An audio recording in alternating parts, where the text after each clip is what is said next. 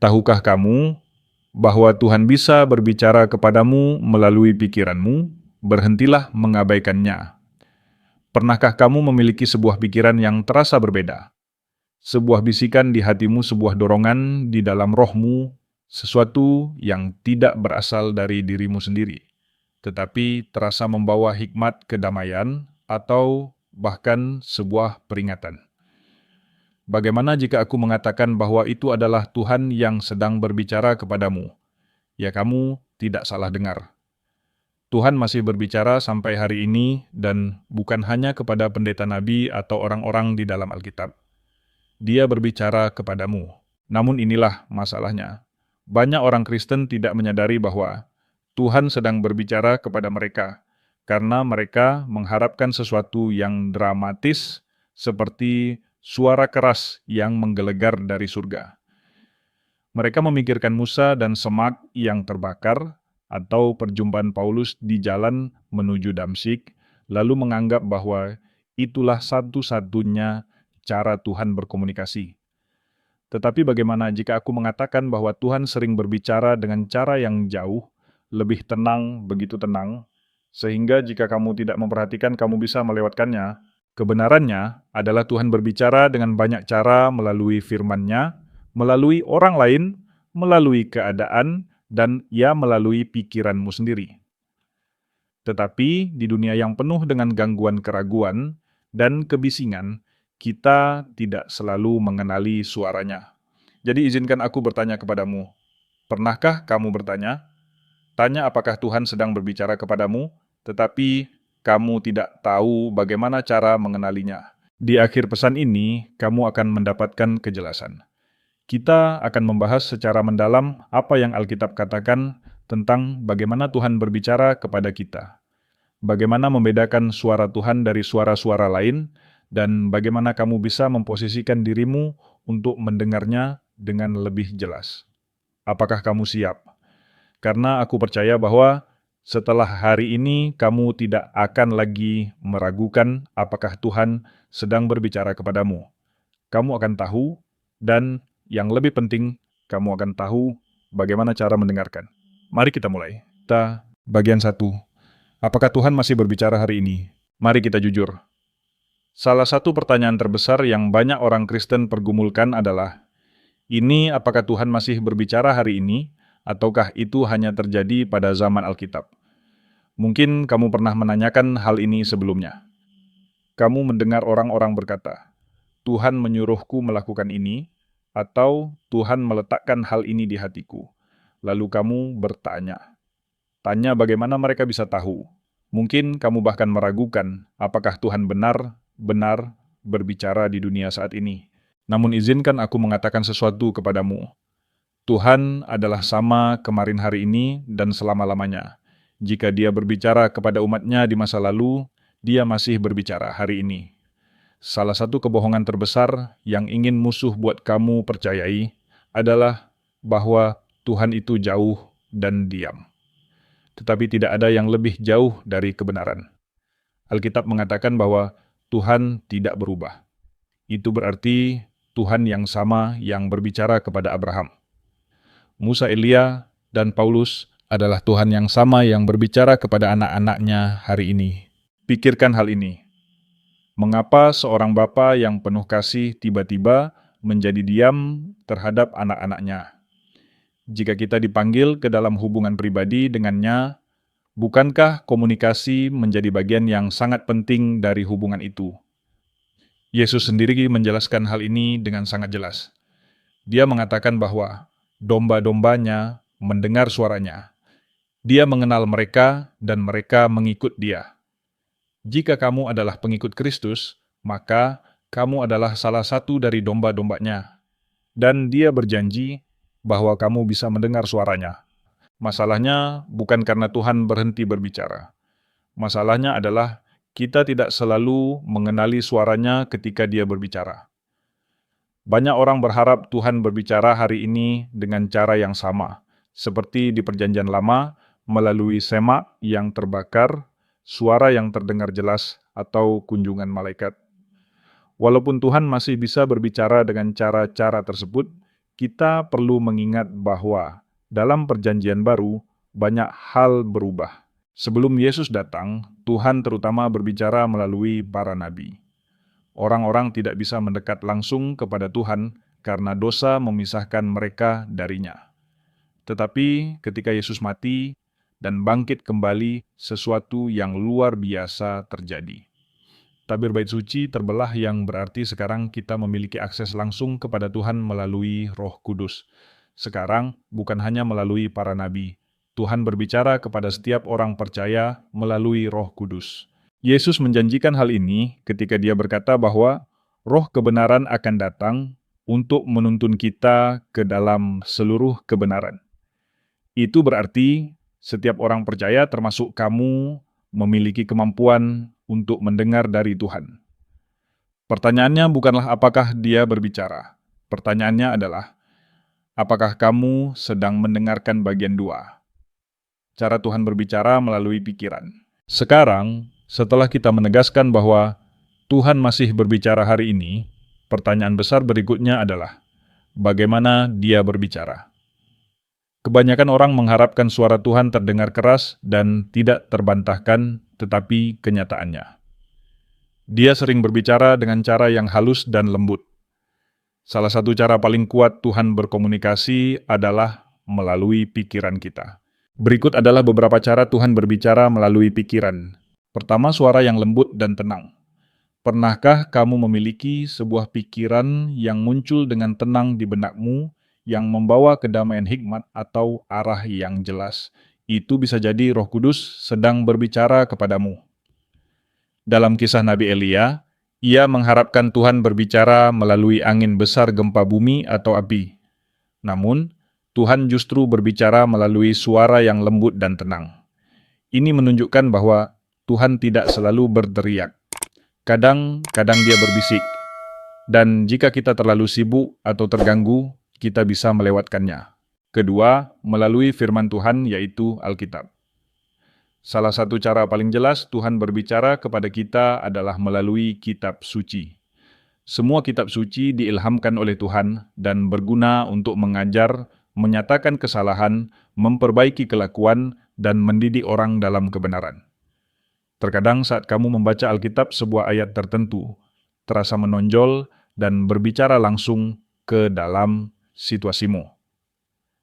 Itu bukan kebetulan, itu adalah Tuhan yang sedang berbicara langsung ke hatimu. Ketiga, melalui damai sejahtera atau teguran batin. Tuhan sering meneguhkan tuntunannya melalui damai sejahtera. Jika kamu sedang mengambil sebuah keputusan dan merasakan damai yang mendalam di dalam hatimu, itu bisa menjadi tanda bahwa Tuhan sedang menuntunmu. Sebaliknya, jika kamu merasa gelisah atau tidak tenang, itu bisa menjadi peringatan darinya. Demikian juga ketika kamu merasa ditegur mengenai suatu perilaku atau keputusan, seringkali itu adalah Roh Kudus yang mendorongmu kembali ke jalan yang benar. Roh Kudus menyadarkan manusia akan dosa dan kebenaran. Keempat, melalui pikiran yang diilhami oleh Roh Kudus. Roh Kudus bersaksi bersama roh kita bahwa kita adalah anak-anak Tuhan. Pernahkah kamu tiba-tiba memiliki dorongan untuk mendoakan seseorang, menguatkan seseorang, atau melakukan suatu tindakan tertentu yang baik? Itu bisa jadi Roh Kudus yang sedang mendorongmu. Tuhan menempatkan pikiran-pikiran di dalam benak kita yang selaras dengan kehendak-Nya. Semakin banyak waktu yang kita habiskan bersamanya, semakin mudah bagi kita untuk mengenali pikiran mana yang berasal dari Tuhan. Kelima, melalui mimpi dan penglihatan. Sepanjang Alkitab, Tuhan sering menggunakan mimpi dan penglihatan untuk berkomunikasi dengan umat-Nya. Yusuf menerima mimpi yang mengungkapkan masa depannya. Daniel menerima penglihatan tentang peristiwa-peristiwa yang akan datang. Petrus menerima sebuah penglihatan yang mengubah arah sejarah gereja. Meskipun tidak setiap mimpi berasal dari Tuhan, sebagian memang bisa berasal darinya. Jika kamu pernah mengalami mimpi yang terasa sangat bermakna, doakanlah hal itu dan mintalah Tuhan memberikan kejelasan. Bagian 3. Bagaimana membedakan suara Tuhan dari suara lain? Sekarang, setelah kita memahami bahwa Tuhan berbicara melalui pikiran kita, muncul satu pertanyaan yang sangat penting, bagaimana kita tahu bahwa itu benar? Benar Tuhan yang berbicara. Mari kita jujur, tidak setiap pikiran yang masuk ke dalam benak kita berasal dari Tuhan. Kadang pikiran kita dibentuk oleh keinginan pribadi. Kadang musuh berusaha menipu kita. Dan kadang itu hanyalah kebisingan acak dari dunia di sekitar kita. Alkitab memperingatkan kita untuk tidak mempercayai setiap roh, tetapi menguji roh-roh itu untuk melihat apakah mereka berasal dari Tuhan. Itu berarti kita membutuhkan kepekaan rohani, kemampuan untuk membedakan antara suara Tuhan, pikiran kita sendiri, dan tipu daya musuh. Setiap pikiran berasal dari salah satu dari 3 sumber.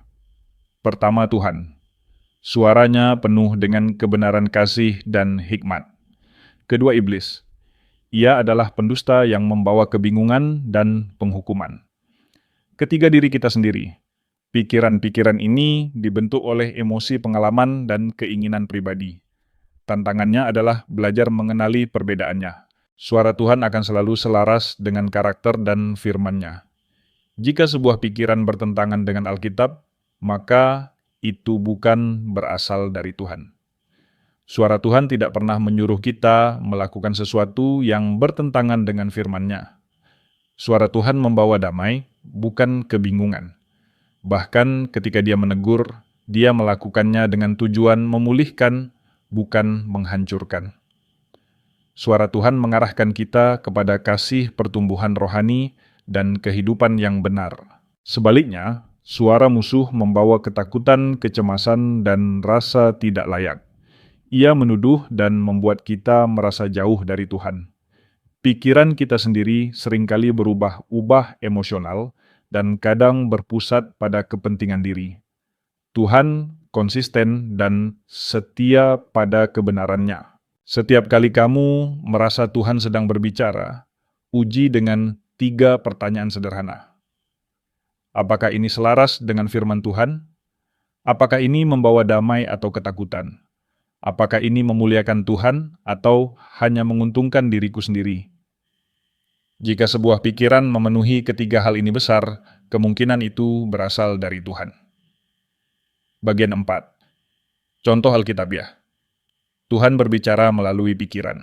Sekarang, setelah kita memahami bagaimana mengenali suara Tuhan, mari kita melihat beberapa contoh nyata dalam Alkitab tentang bagaimana Tuhan berbicara melalui pikiran, dorongan batin, mimpi, dan penglihatan.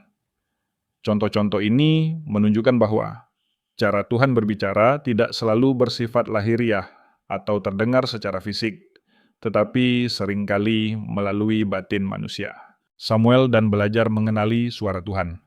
Samuel masih sangat muda ketika ia pertama kali mendengar Tuhan berbicara.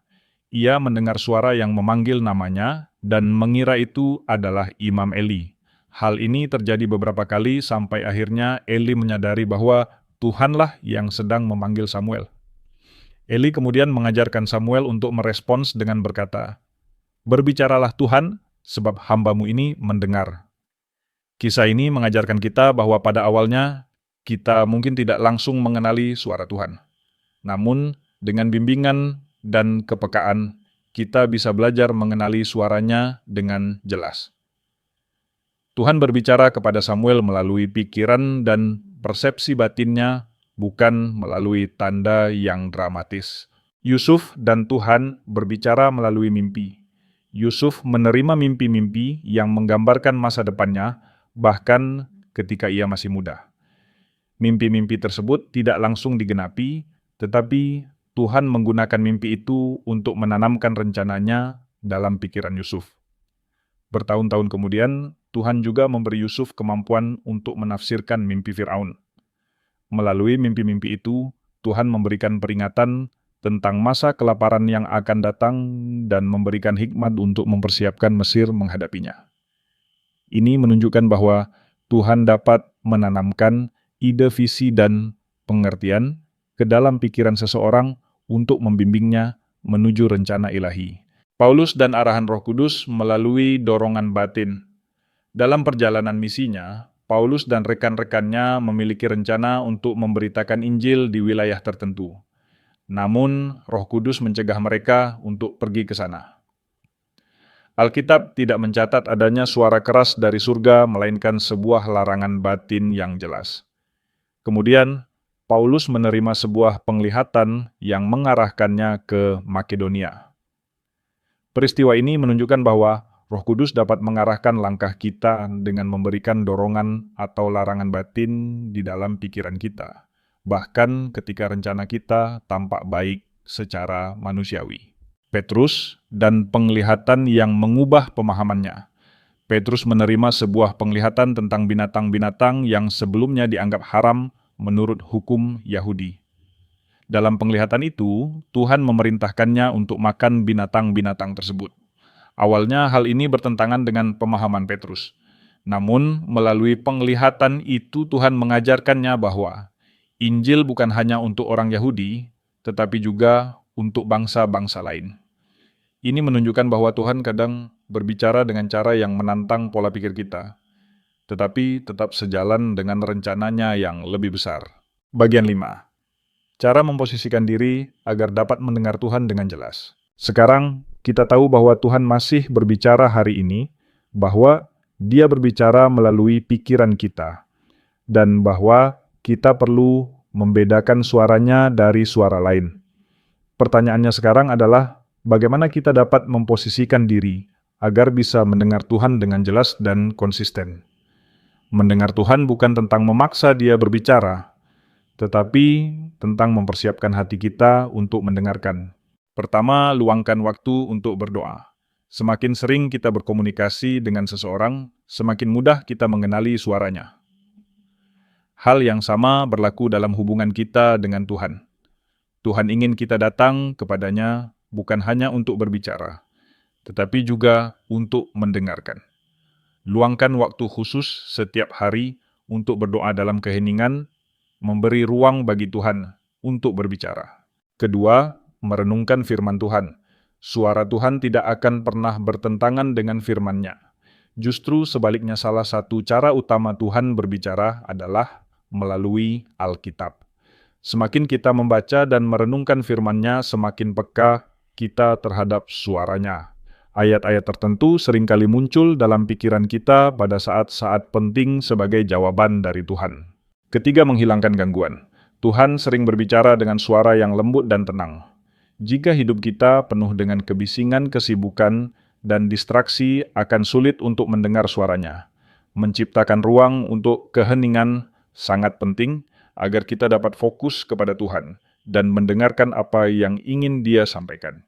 Keempat, hidup dalam ketaatan. Jika kita mengabaikan apa yang sudah Tuhan sampaikan sebelumnya, akan semakin sulit untuk mendengarnya di masa depan. Ketaatan membuka pintu bagi kejelasan rohani. Ketika kita merespon suara Tuhan dengan tindakan, kepekaan kita terhadap suaranya akan semakin bertumbuh. Kelima, mencari nasihat yang bijaksana. Terkadang Tuhan berbicara kepada kita melalui orang lain. Nasihat dari pemimpin rohani, mentor, atau teman yang dewasa secara rohani dapat membantu kita memastikan apakah sesuatu benar-benar berasal dari Tuhan.